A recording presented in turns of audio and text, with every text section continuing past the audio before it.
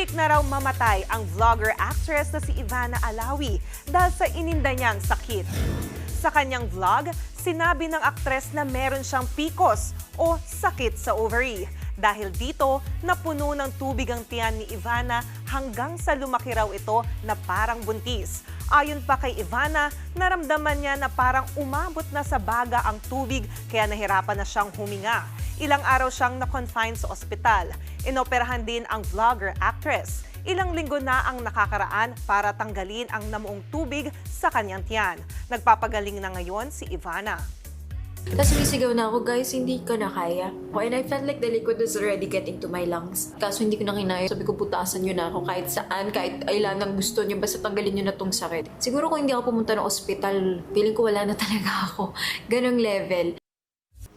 Mga kapatid, Jania Lipon po, laging maging updated sa latest sa entertainment and lifestyle para maging una sa balitaan.